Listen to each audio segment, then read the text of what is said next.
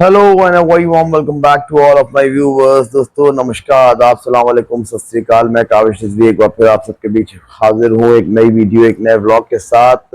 दोस्तों तबीयत थोड़ा नासाज थी लेकिन फिर भी मैंने वीडियो बनाना जरूरी समझा। दोस्तों आज के वीडियो का जो टॉपिक है वो है E20 पेट्रोल। सिर्फ फ्यूल का सवाल नहीं, भरोसे का सवाल है।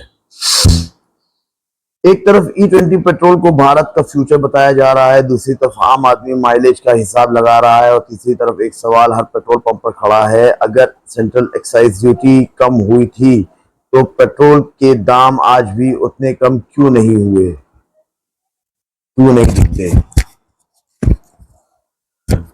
दोस्तों मुझे लगता है कि देश का असली debate E20 versus normal petrol नहीं है, बल्कि असली डिबेट है ट्रस्ट वर्सेस ट्रांसपेरेंसी।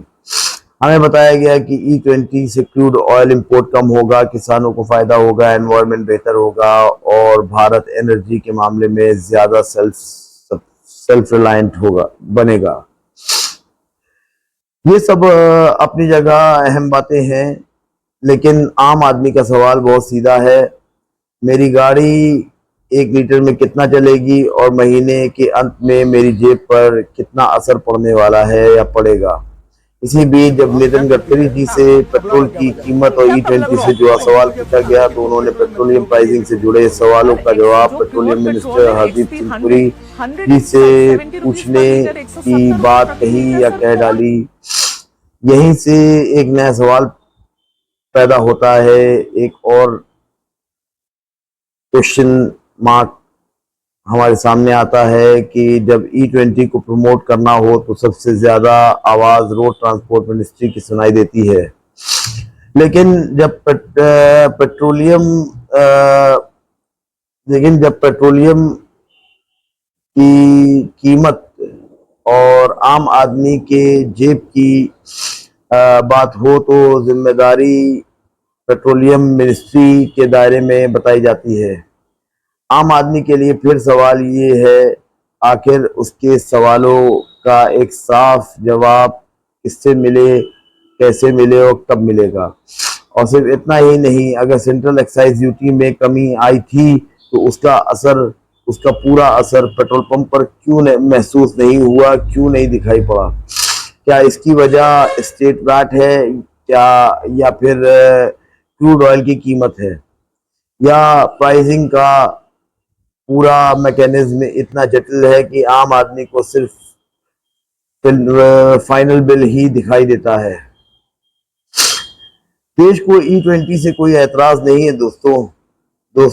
देश को नए फ्यूल इकोसिस्टम से भी कोई एतराज नहीं है, लेकिन हर पॉलिसी की असली ताकत उसके वादों में नहीं, उसकी ट्रांसपेरेंसी में होती है। अगर E20 वाकई भारत का भविष्य है तो लोगों को खुलकर बताया जाना चाहिए। माइलेज पर असल प्रभाव क्या है, हर गाड़ी के लिए क्या सलाह है और पेट्रोल की कीमत के हिसाब आखिर तय कैसे होते हैं। और दोस्तों नया भारत सिर्फ नए फ्यूल से नहीं बनेगा, नई सोच से बनेगा और नई सोच का पहला नियम है, जितनी बड़ी पॉलिसी उतना ही साफ जवाब। अब फैसला आपका है, आपके हिसाब से सबसे पहले किस बात पर पूरी ट्रांसपेरेंसी होनी चाहिए, E20 के माइलेज, पेट्रोल की प्राइसिंग या दोनों। अपनी राय कमेंट में जरूर लिखिए।